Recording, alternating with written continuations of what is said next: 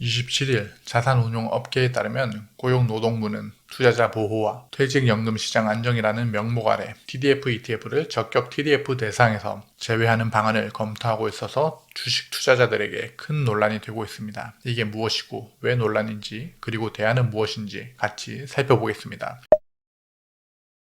TDF란 은퇴 시점을 기준으로 투자자 생애 주기에 맞춰 자산 배분을 자동으로 조정하는 펀드입니다. 운용기간 내에 주식 비중이 80%를 넘지 않는 등 일정 기준이 충족되면 적격 TDF로 분류합니다. 적격 TDF, 말이 어려운데요. 쉽게 설명하겠습니다. 연금에는 특히 DC형 또는 IRP 계좌에서 투자를 하면 안전자산 30% 룰이 있습니다. 내 계좌에 돈이 있는데 특정 종목에 투자를 하지 못합니다. 국가가 분류해 놓은 위험한 자산이라는 이유로 해당 종목은 DC나 DB, IRP에서 70% 이상 투자하지 못합니다. 제 계좌를 확인해 보시면 위험자산 투자 비율이 69.76%입니다. 이게 70%가 넘어가면 단순히 S&P 500이나 나스닥 100도 매수할 수 없습니다. 위험하다고요. 내 돈으로 내가 가장 좋은 자산을 선택하고 사겠다는 건데 안전자산 30% 룰로 막고 있습니다. 안전자산 30% 룰에는 원리금 보장형 상품, 채권류, 채권형 ETF, 혼합형 ETF, MMF,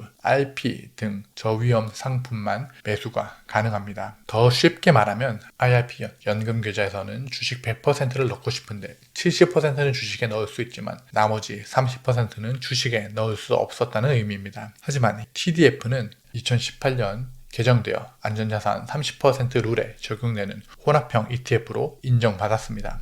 이렇게 되면 주식 비중을 더 늘릴 수가 있는 거죠. 그러면 TDF가 뭐냐 질문하실 수도 있는데요. 타겟 데이트 펀드의 약자로 투자자의 은퇴 시점을 타겟한 펀드라는 의미입니다. 그리고 TDF 상품 뒤에는 숫자가 붙습니다. 이 숫자를 빈티지라고 합니다. 무슨 와인 같죠? TDF 뒤에 숫자, 빈티지는 은퇴 시점을 의미합니다. 예를 들면 더 편합니다. 토스증권에서 코덱스 TDF를 검색하면 4개의 종목이 나옵니다. 예를 들면 이런 식입니다. 코덱스 TDF 2050 액티브는 2050년을 은퇴 시점을 목표로 하는 펀드입니다. 코덱스 TDF 2060 액티브는 2060년을 은퇴 시점으로 하는 목표 펀드입니다. 주식을 조금만 공부해 보신 분들이라면 이 말을 들어보셨을 겁니다. 젊을 땐 공격적인 투자, 나이가 들면 보수적인 투자를 하라. 연금 투자 종목 중 하나였던 TDF는 그걸 알아서 해줍니다. 테슬라의 자율주행과 비슷한 거죠. 투자자의 인생 주기에 따라 나이가 들수록 비중 조절을 해줍니다. 점점 더 안전자산이 많아지는 거죠. 이게 비행기 착륙 경로와 비슷하다고 해서 글라이드 패스 방식이라고 부릅니다. TDF는 주식 비중이 높게 시작해서 갈수록 위험자산의 비중을 줄여가며 은퇴 이후엔 최소한의 비중을 유지해가는 방식입니다. 코덱스 2030 액티브보다 숫자가 높은 코덱스 2060 액티브는 주식 비중이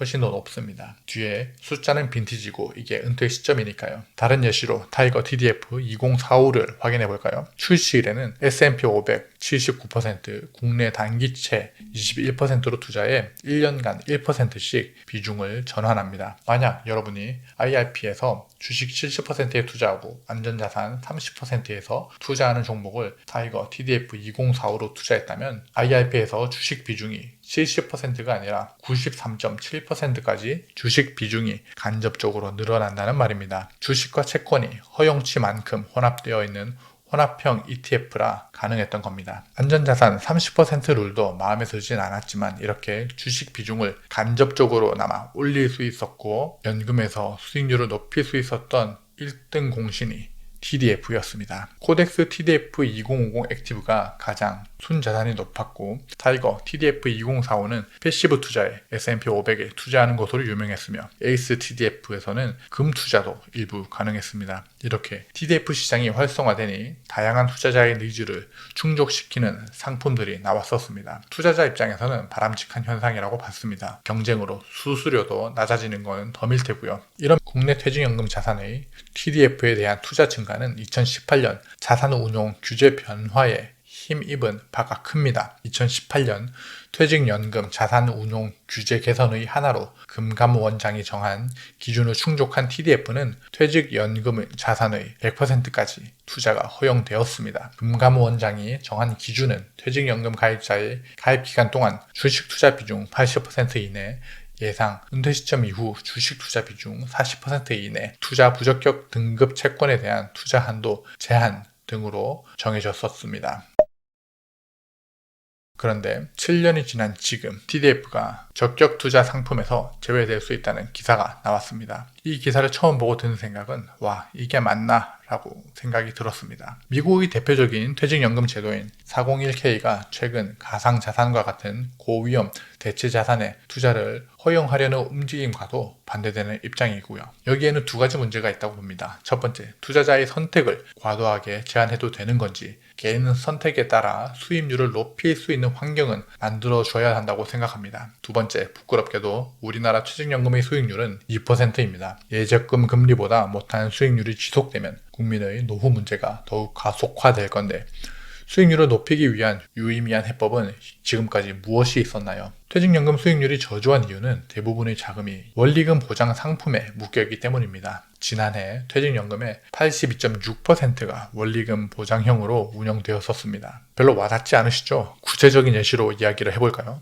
1억을 놓고 퇴직연금 수익이 2.9%면 290만 원입니다. 와, 1억으로 290만 원을 얻었다고 좋아하시면 안 됩니다. 작년 국내 생활 물가 상승률이 2.7%였습니다. 이걸 더하면 1년에 1억으로 19만 원을 벌고 있는 겁니다. 그런데 퇴직연금의 20년 연 평균 수익은 2.07%랍니다. 물가를 고려하면 실질적으로는 61만 원이 손해입니다. 1억이라는 돈이 실질 가치로는 9,939만 원이 된 겁니다. 한국의 퇴직연금 수익률 저조는 초고령화 사회와 더해져서 생각보다 심각합니다. 그런데 TDF를 제외된다는 기사에서는 뭐라고 했는지 그대로 읽어보겠습니다. 고용부는 원리 원칙에 따라야 한다는 입장이다. 고용부 관계자는 퇴직연금의 기본적 원리와 제도적 특수성에 맞지 않으면 상품성 여부를 고려할 필요가 없다고 본다. 자산운용사들이 제도에 맞게 상품성을 갖춰야 한다. 고 말했습니다. 고용부의 공식 입장인지 모르겠지만 저는 이렇게 느껴집니다. 국민 노후, 퇴직연금 수익률 이런 건 모르겠고 우리는 우리 업무 부서 일만 할게. TDF가 관심을 끌어왔던 것은 TDF가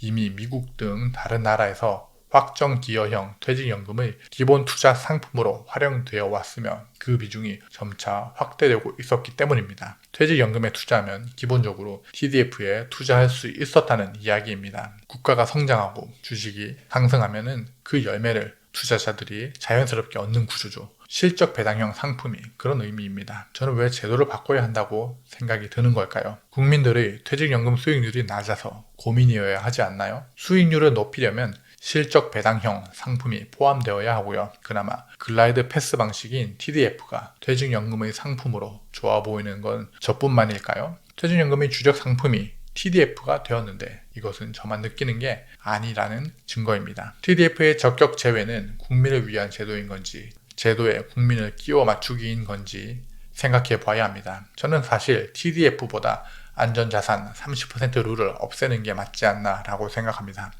물론 위험 해치 관점에선 안전자산 30% 룰이 의미가 있습니다. 은퇴 시점에 변동성을 낮춰주니까요. 주식시장은 10년, 20년 등의 긴 시계열로 보면 변동성은 낮춰지고 수익률은 높아집니다. 이런 의미로 장기 누적 수익률을 노리는 20대에서 40대까지는 안전자산 과다 배분이 기대 수익을 깎는 경향이 있다고 생각합니다. 그렇다면 더더욱 TDF의 글라이드 패스 방식이 유용한 게 아닌가 생각이 듭니다. 여기서 이야기를 끝낼 수는 없습니다. TDF가 적격 투자 상품에서 제외된다면 우린 어떤 선택을 해야 할까요? 분명 채권 비중이 높게 될 것입니다. 그래서 채권 비중이 높지만 그럼에도 불구하고 주식 비중이 높은 대안 ETF 두 가지를 가져왔습니다. 둘 다 신생 ETF입니다.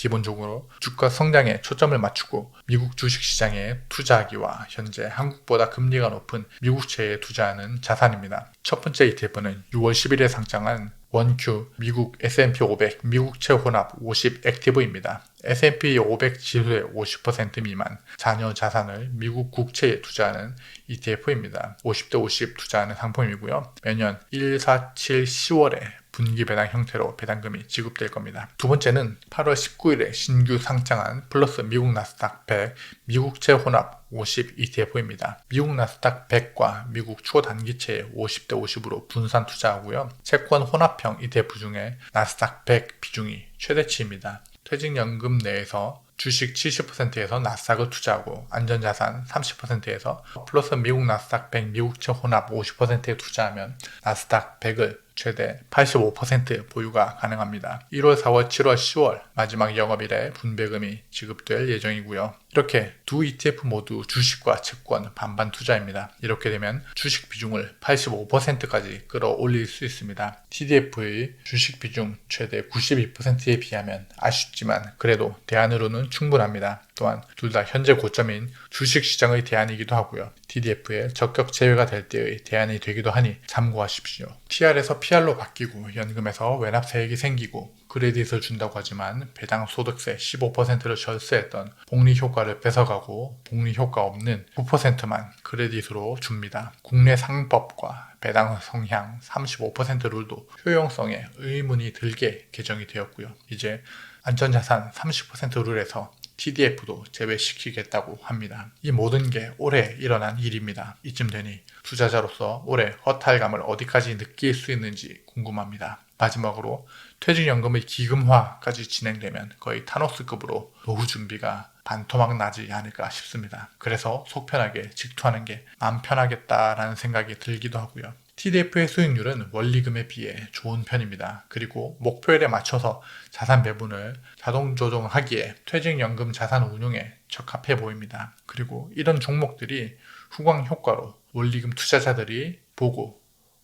수익률이 저기가 훨씬 낮잖아. 나도 옮겨가야겠다 라고 생각하며 옮겨올 수 있는 좋은 자산이라고 생각합니다. 미국 증시는 연일 신고가를 써내려가고 있는데 20년째 퇴직연금은 여전히 2%대입니다. 안타까운 마음에 영상을 남겨봅니다. 여러분의 인생 우상향을 진심으로 응원합니다. 감사합니다. 환상감자였습니다.